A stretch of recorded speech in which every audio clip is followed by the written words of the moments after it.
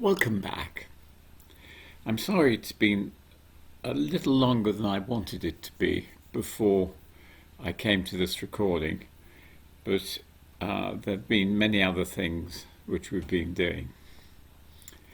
So we now come to the most interesting part, or one of the most interesting parts of the NDE, and that is what happens when you've been down the tunnel, been into the light, you come out of the light into, let's just call it the area. What I mean by the area depends a little bit on your culture, but it depends massively on how deep an NDE you have. By deep, I mean profound. And there are whole sets of experiences that you can have. But let's just remember that NDEs don't only occur in cardiac arrest or severe illness, but can occur through fright or can occur just spontaneously. So it's got a very wide range of causes, so you would expect there to be a very wide range of effects. So let's start out with one of the commonest ones in our series of 2,000 letters from the Great British Public and also from other people who have very kindly written into us. Firstly, they quite often come out into the most beautiful, when I say beautiful, I really mean that, garden. And they walk about in the garden. Now, the garden itself is composed of the most wonderful flowers. Colours are quite beyond imagination and very, very soothing. Often they hear birdsong, which is enchanting, or music, which is sometimes described as angelic. So it's a really interesting area. But are they alone there? No, they're not. Because sometimes they will see dead relatives. Can they talk to them? Yes, they can. How? How would you talk to somebody in a near-death experience? Well, I can tell you. It's done by mind contact. It's a sort of telepathy. So, is there anything in this area that will lead you to be afraid? Now, in our series, we had 4% of people who had negative near-death experiences. So if we leave that group aside, and I'll talk about those, if not today, then in the next account I give, then we can say there are no horrid creepy crawlies, no spiders, nothing, no snakes, nothing there to damage you or hurt you or frighten you. No, it is a simply wonderful place. Now, when you speak to your relatives, your dead relatives, only dead relatives, and we've got accounts of people who didn't know that a relative had died, but yet they came in their near-death experience. So it's not always expectation.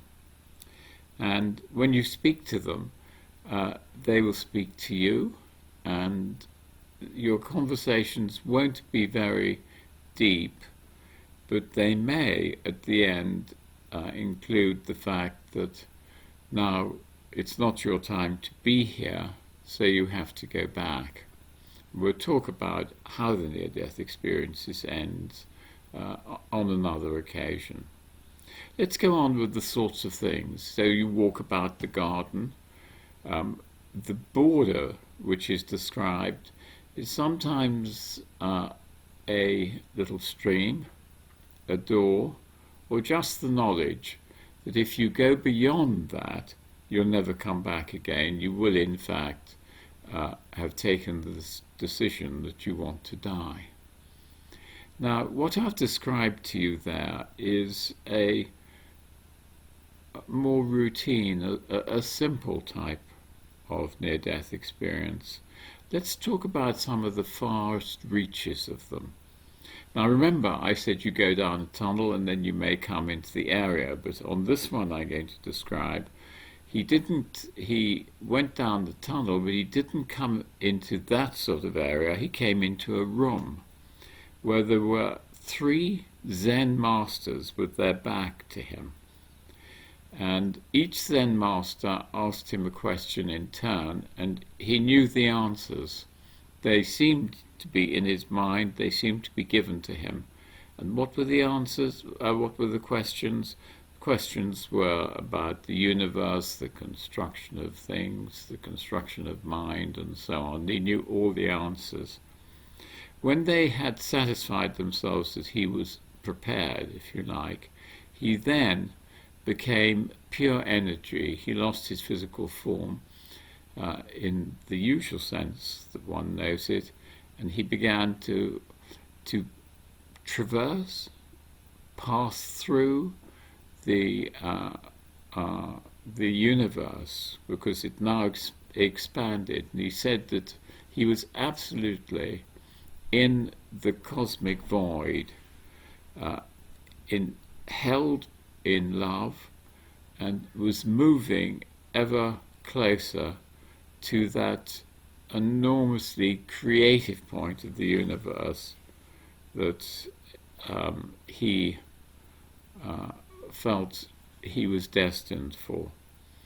Well, as he went on and on, experiencing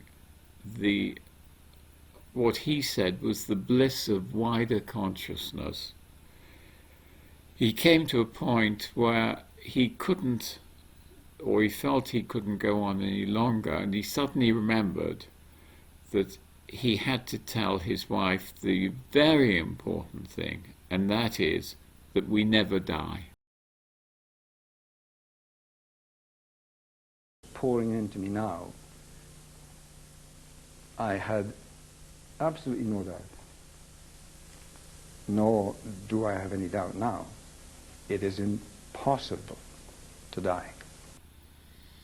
And that the near-death experience is an absolute confirmation of the fact that life continues after death. And he then came to a point that he was going to give up his bodily form, which he had already, and his energy, and he was going to join the universe and become part of the universal, the basic features of creation.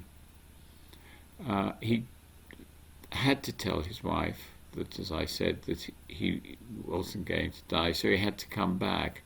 So very reluctantly, he left the bliss of union with this strongly creative and loving principle, and slowly came back.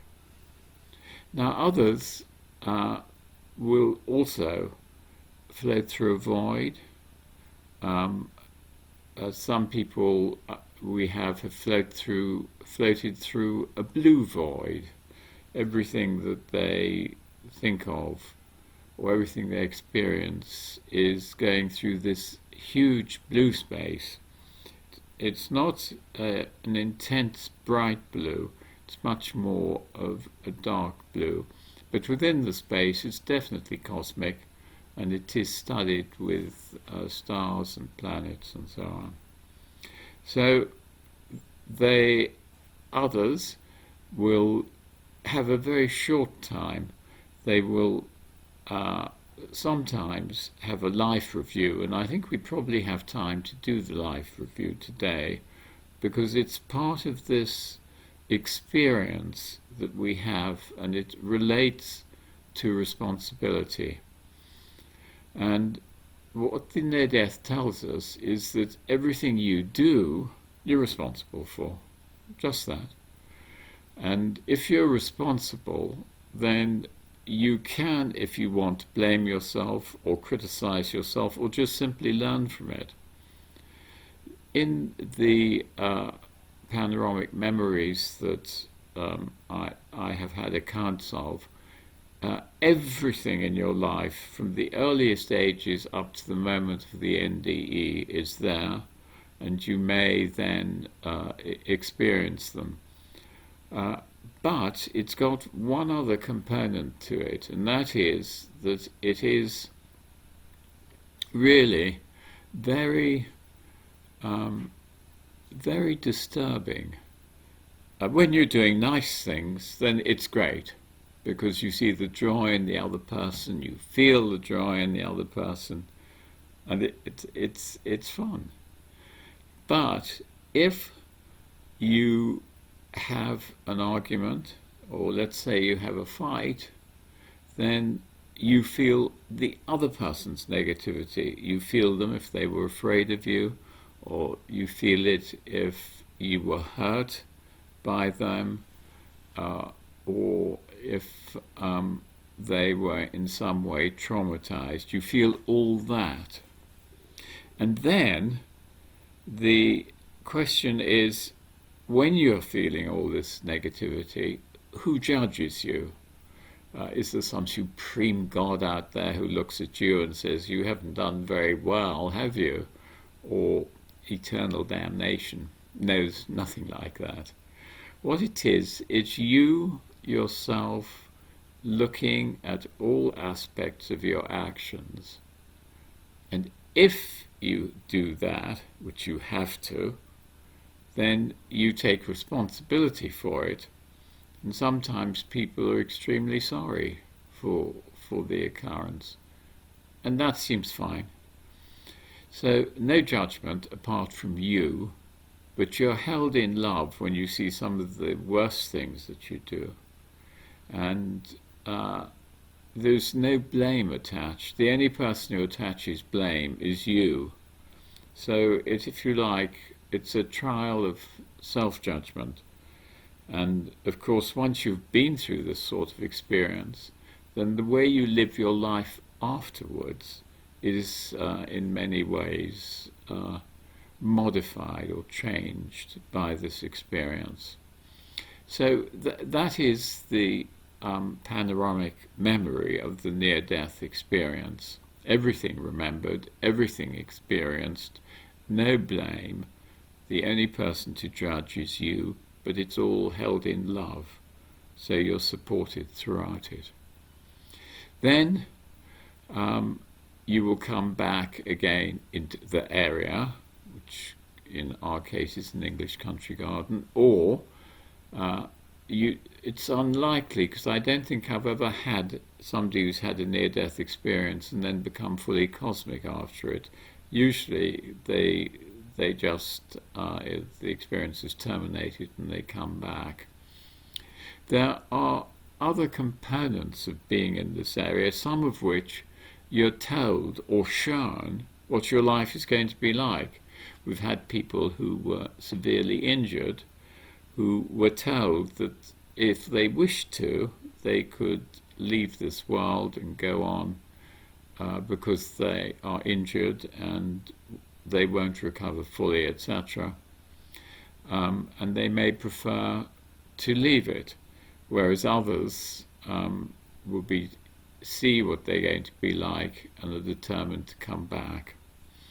So we just have a brief moment for the coming back, but I want to be absolutely clear that you feel the extraordinary nature of the near-death experience, how wide it can be. On the one hand, it's full of cosmic, extensive features. On the other, it's an English country garden, very familiar to you.